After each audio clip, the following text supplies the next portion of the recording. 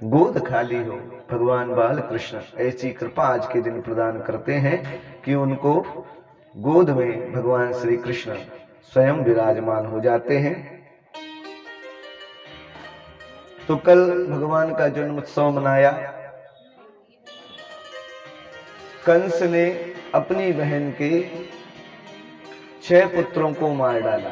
कारण आकाशवाणी ये हुई थी कि देवकी का अष्टम गर्भ तेरा हंता वध करने वाला होगा। ऐसा क्यों किया गया? आकाशवाणी क्यों हुई? जब पाप संसार में बढ़ने लगता है किसी एक के माध्यम से, जैसे रावण का पाप बढ़ा, ऐसे ही कंस भी बड़ा आताताई था, अत्याचारी था, जिसने अपने ही पिता को राज पाने के लिए अपने पिता को जबरदस्ती कारागार में, जेल में डाल दिया, जंजीरों में बांधकर जेल में डाल दिया अपने ही पिता को, और स्वयं राजा बन गया। राजा उग्रसेन ने राजा नहीं बनाया, वह स्वयं राजा बन गया और अपने मन से राज करने लगा। जैसा उसको अच्छा लगता था वैसा करता था। यज्ञ इत्यादि नहीं करने दिया करता था, पूजन पाठ नहीं करने दिया करता था, और स्वयं को भगवान मानता था कि मैं ही भगवान हूं। क्यों? राजा प्रजा से बोलता था मैं ही तुम्हारा पालन करता हूं, इसलिए मैं तुम्हारा भगवान हूं।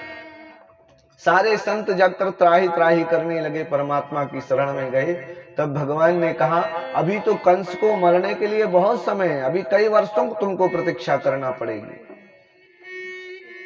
क्योंकि जब समय आएगा तभी कंस की मृत्यु होगी। भगवान कोई और ऐसा उपाय हो जिससे हम इस दुख से, इस कष्ट से निराकरण हो, पृथ्वी शुद्ध हो, पंच तत्व शुद्ध हो, ऐसा कोई कारण बताएं, ऐसा कोई उपाय बताएं जिसको हम करके इस कंस से मुक्ति पा जाएं। तो ये कंस की कथा ऐसी नहीं है कि कंस द्वापर में हुआ था और भगवान श्री कृष्ण ने मारा था। कंस आज भी है। कंस कोई असुर नहीं है, कंस कोई देह नहीं है, कंस प्रवृत्ति है। आज भी संसार में कंस जैसे लोग हैं जो भगवान की पूजा करने से रोकते हैं, भगवान के कार्य में विघ्न डालते हैं। ऐसे कई लोग हैं संसार में, तो वो भी कंस की प्रवृत्ति है। और उनके लिए एक उपाय भगवान ने बताया कि कंस को कैसे मारा जाए। तो कहा कि पापाचार यदि वो ज्यादा करने लगे, अधिक पाप करने लगे, तो जल्दी उसका समय नजदीक आ जाएगा।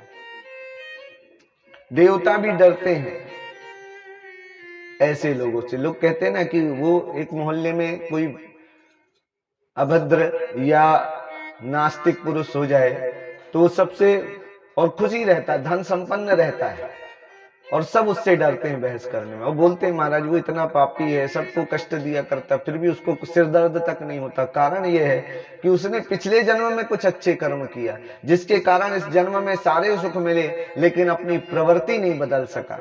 प्रवृत्ति बदलना चाहिए, हमारी मानसिकता बदलना चाहिए। जब मानसिकता बदलेगी तब हमको सुख समृद्धि की प्राप्ति होगी, हमारे जीवन में सुख आएगा, आनंद आएगा, यदि हमारी मानसिक प्रवृत्ति बदलेंगे।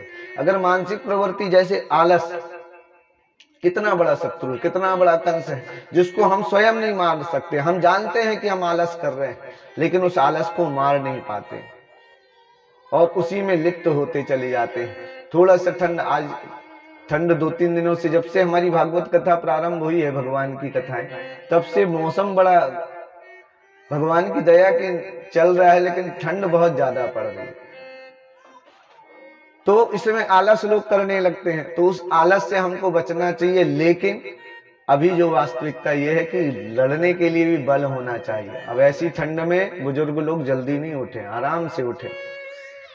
बच्चों को भी थोड़ा सा, जब मौसम परिवर्तनशील हो तो मौसम की मर्यादा का पालन करना चाहिए। कहते हैं जब कोई घर का बड़ा क्रोधी हो जाए, गुस्सा होने लगे, तब उसको छेड़ना नहीं चाहिए, शांत हो जाना चाहिए, तो धीरे धीरे उसका गुस्सा उतर जाएगा। ऐसे ये ठंड आई है, उसको धीरे धीरे जाने दो, बस 1 हफ्ते के बाद शनिवार इतवार तक मौसम बदल जाएगा। क्यों? हमने बताया था कथा के पूर्व ही, जब महिला मंडल आया था बात करने, हमने बताया था ये मकर संक्रांति है, सूर्य परिवर्तन होते हैं, मकर राशि में जाते हैं और दक्षिणायन से उत्तरायण होते हैं, तो ये सारी पृथ्वी में, पूरी प्रकृति में परिवर्तन होता है, इसलिए ये मौसम। तो घर का कोई बड़ा जब क्रोधित होता हो तो बाकी परिवार के लोगों को शांत हो जाना चाहिए। ऐसे ही ये मौसम आया है तो आलस तो नहीं करें, लेकिन आप जो है जल्दी नहीं उठना चाहिए। ये ठंड खतरनाक हो सकती है, क्योंकि बहुत ज्यादा ठंड, ऐसी ठंड इससे पहले शायद ही हमने देखी हो, बहुत भयंकर ठंड। तो करना क्या महाराज, उठे नहीं, हमारी तो आदत है उठ जाओ। और भगवान के नाम में कोई नियम नहीं है, कोई विधान नहीं है कि आप स्नान करो तभी भगवान का नाम लो, नहीं, भगवान का नाम आप कभी भी ले सकते हो, सो करके बिस्तर के अंदर ही बैठ करके भगवान नाम जाप कर सकते हो। लेकिन आलस जैसे शत्रु को हम पराजय नहीं कर पाते। तो कंस तो महाशत्रु है, ये प्रवृत्ति है महाराज, इसको कैसे मिटाया जाए। कंस ने, भगवान ने, श्री कृष्ण ने कंस को मार दिया, लेकिन हम आलस रूपी कंस को, पाप रूपी कंस को, काम रूपी कंस को, क्रोध रूपी कंस को नहीं मार सकते, लोभ रूपी कंस, ये सब हमारे अंदर पापाचरण है, अवगुण है। अगर हम क्रोध करते हैं, लोभ करते हैं, कामनाओं से प्रेरित हैं, तो ये हमारे अंदर कंस जैसी, रावण जैसी प्रवृत्ति है। आलस करते हैं, ये रावण जैसी प्रवृत्ति, इसको मारने के लिए केवल भगवान नाम का सहारा लेना चाहिए। तो कंस ने अपने पिता को जेल में डाल के स्वयं राजा बन गया, और इसीलिए भगवान ने कहा जब इसके पाप बढ़ेंगे तब ये मारा जाएगा। तो भगवानों से प्रार्थना की संतों ने, तब भगवान ने कंस को आकाशवाणी कही कि अष्टम गर्भ देवकी का तुम्हें मारेगा।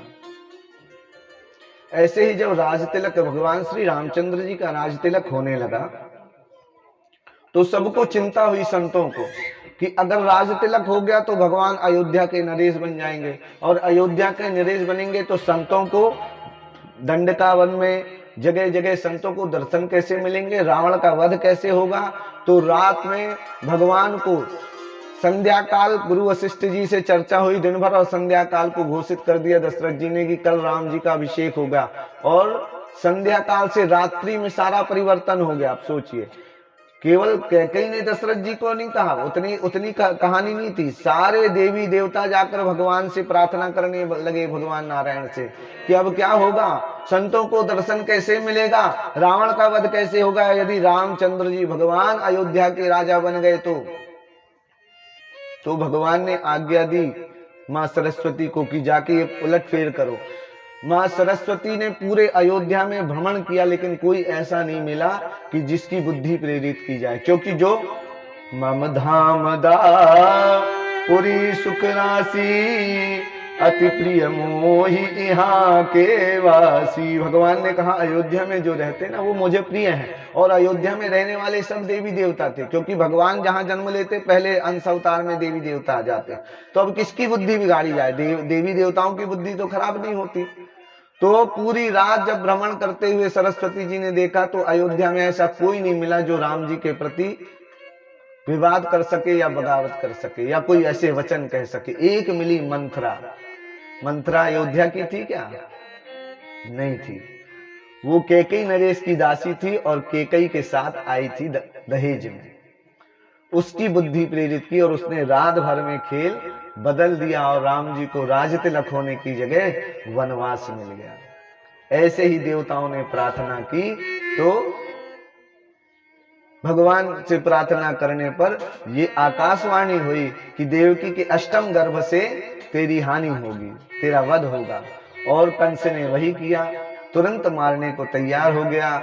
और उसी समय पति का ये धर्म है, पुरुष का धर्म है कि सब प्रकार से, देखिए पुरुष कुछ भी पहन ले, पैंट शर्ट पहने, सिल करके कपड़ा पहन ले या कैसे भी पहन ले चल जाएगा, लेकिन स्त्री अगर समाज में जाती है तो उसको कपड़े पहन करके अच्छे जाना चाहिए, आभूषण पहन करके जाना चाहिए। अगर कान के ना पहने तो दूसरे लोग बोलेंगे अरे कैसी है, देखो कान के तक नहीं पहनी, मंगलसूत्र तक नहीं पहनी, कैसी साड़ी पहन के आई। तो उसमें अपमान पुरुष का होता है। पुरुष का पुरुषार्थ तो देखा जाता जब स्त्री अच्छे से स्वच्छ हो करके सुंदर बंटन करके समाज के उत्सव में जाती है तो पुरुष का भी उसमें मान होता है। इसलिए पुरुष कैसे भी हो लेकिन स्त्री की रक्षा करना पुरुष का परम कर्तव्य है। वसुदेव जी ने हाथ जोड़ लिए, घुटने टेके, प्रार्थना की कि देवकी के अष्टम गर्भ से आपका अभिप्राय है तो मैं अष्टम गर्भ आपको ला करके दे दूंगा।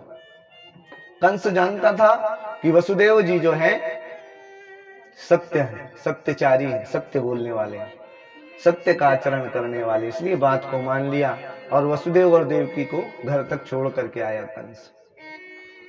उसके बाद नारद जी आए और नारद जी ने एक कमल का पुष्प लिया और इसको समझाया। क्यों?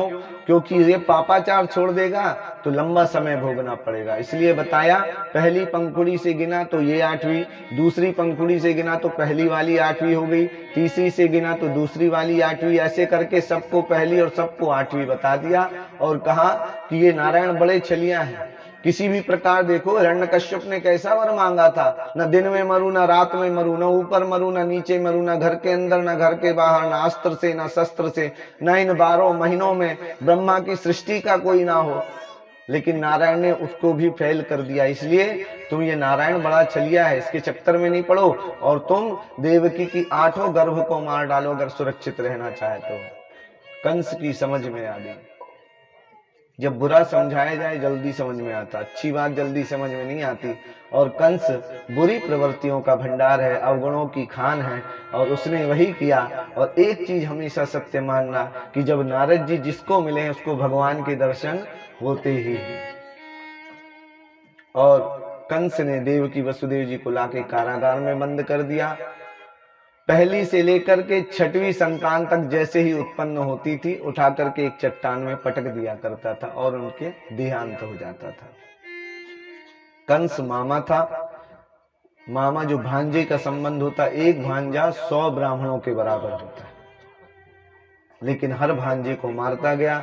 7वीं जो गर्भ आई और उसको भगवान ने योग माया को बुलाया और योग माया आई तो योग माया को भगवान ने समझाया कि जो वसुदेव जी की पहली पत्नी है रोहिणी, ये गर्भ ले जाकर के रोहिणी माता रोहिणी के गर्भ में प्रविष्ट कर दो। योग माया ने वही किया और प्रविष्ट करके रोहिणी के गर्भ में योग माया भगवान के पास आई। भगवान ने कहा कि देखो योग माया, अब हमारा जन्म होने वाला है और जब हम जन्म लेंगे तो आपको बेड़ी बंधन सब कटवाने होंगे वसुदेव और देवकी के।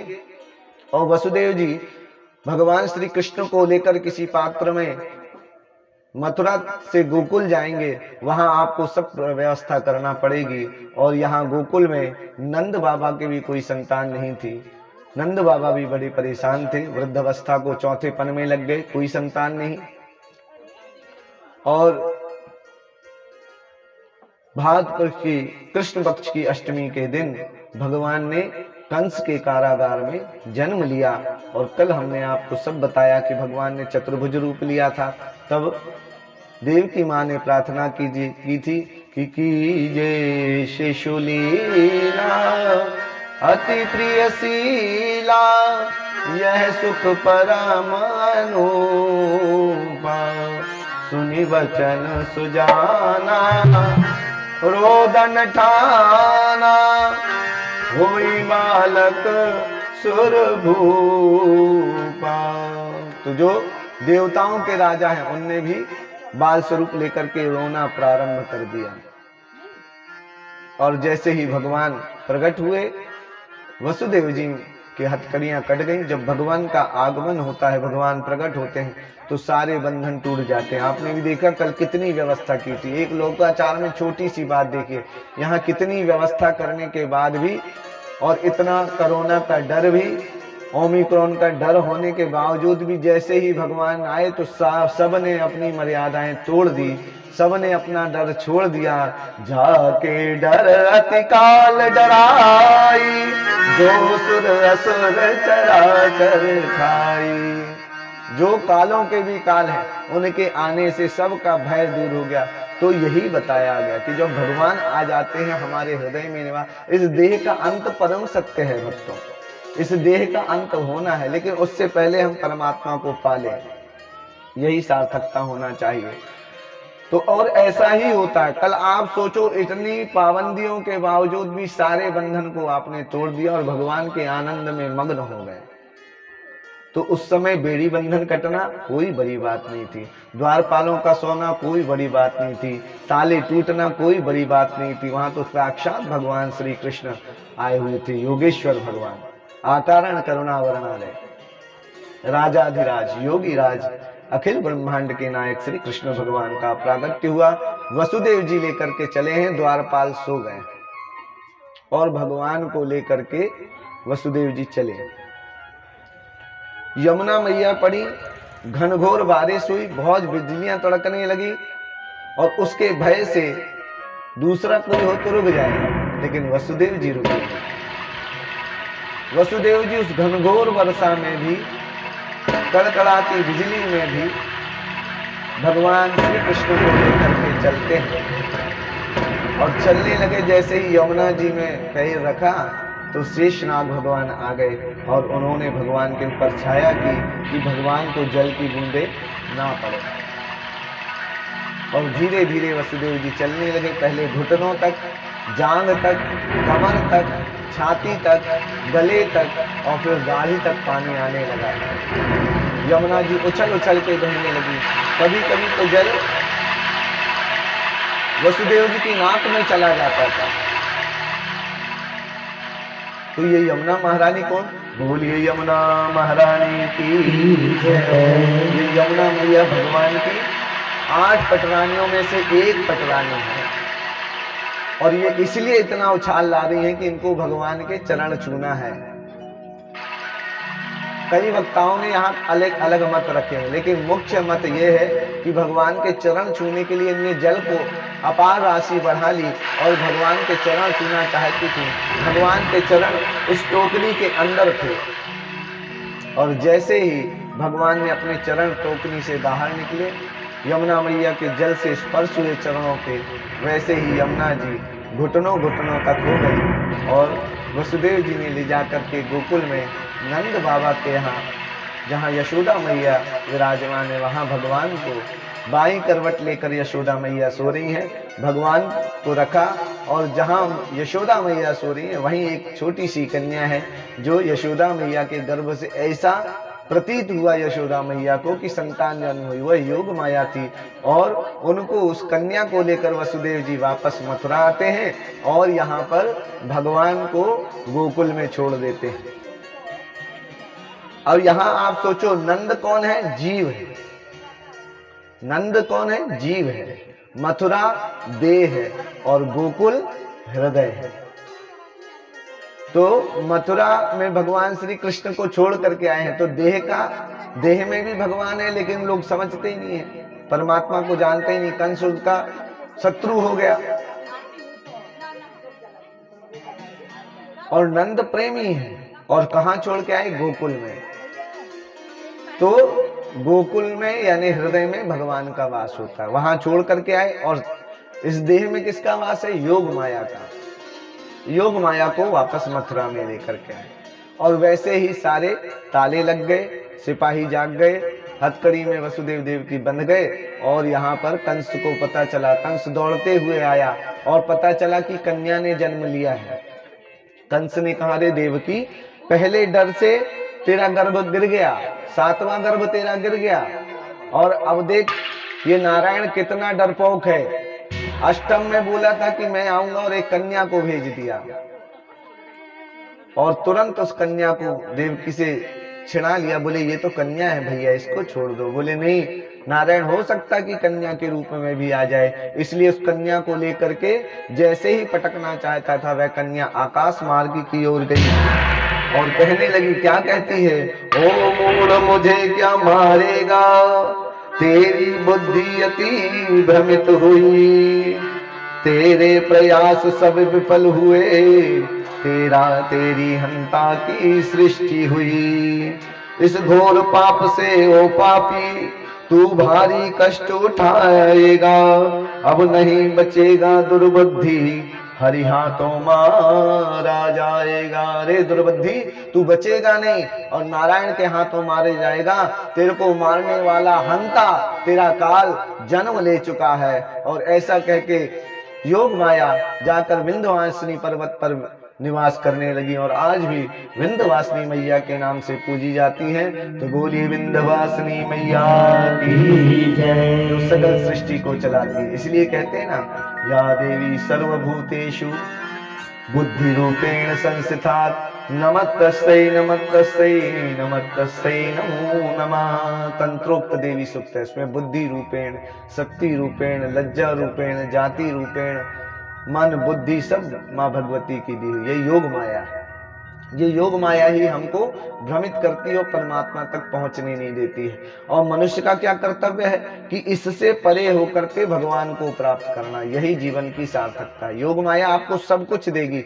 आप सोचते हो कि अगर भगवान के भजन में लग गए तो ये फिर घर परिवार कैसे चलेगा? सब चलेगा आपका, और इससे अच्छा चलेगा। जितना तुम कर रहे हो इससे कहीं ज्यादा अच्छा चलेगा। लेकिन हम पड़ जाते हैं इस योग माया के चक्कर में। इससे थोड़ा सा ध्यान हटाकर हमको भगवान का भजन करना है, भगवान का स्मरण करना, चिंतन करना, वंदन करना, उपवास करना, व्रत करना। व्रत क्या है? भूखे रहने का नाम नहीं है। प्रिय व्रत लेना कि आज हम 4 घंटे 5 घंटे मौन रहेंगे, सत्य का आचरण करेंगे, माता पिता की चरण सेवा वंदना करेंगे। ऐसा हमको प्रयास करना चाहिए। और यहाँ पर मथुरा में पुनः वही स्थिति बन गई, जेल में बंद कर दिया गया। और यहाँ पर जब पता चला गोकुल में नंद बाबा को चौथेपन में यशोदा मैया ने एक लाला को जन्म दिया है, तो सब बड़े आनंद में खुशी में प्रसन्न हो गए। नंद बाबा बधाई हो, आपको लाला हुआ है। खुश होकर के नंद बाबा मोतियों का हार, जेब से स्वर्ण मणि मुद्रिका निकाल करके देना, जो जिसने आकर के बताया दे दिया। और जो किसी ने, जैसे रास्ते में आप जा रहे हो बधाई देकर और कोई मिला, उसको बताया बहन यशोदा ने लाला जाया है, तो उसके पास जो था उसने उसको दे दिया।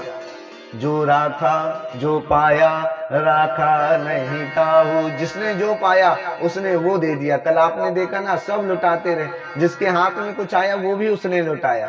तो ये भगवान के जन्म उत्सव का आनंद है। तो यहाँ गोकुल में आनंद होने लगा। सबको पता चला, ढोल मंजीरा लेकर पीतांबर, भगवान ने स्वप्न कहा पीतांबर धारण, तो पीतांबर धारण करके आए। कोई माखन लेके आया, किसी ने कहा मेरे को तो स्वप्न दिया था इसलिए मैं बंसी लेकर के आई हूँ, किसी ने कहा मुझे स्वप्न दिया तो मैं मोर पंख लेकर के आई हूँ, और किसी ने कहा मुझे स्वप्न दिया था तो मैं तुलसी की माला लेकर के आई हूँ। कोई सहेली कहती, कोई गोपिका कहती है कि मुझे जब भगवान ने स्वप्न में दर्शन दिया तो मैं वैजंती माला लेकर के आए हूँ। कुछ ना कुछ लेकर भगवान के लिए आए हैं, और कोई मन के भाव लेकर के आए हैं। नंद के अंगना में बज रही याद बधाई, और बड़े आनंद से सब झूमते गाते गोकुल में नंद बाबा के द्वार पर आनंद मना रहे हैं। न बजने आनंद में बज रही आज बधाई, नंद के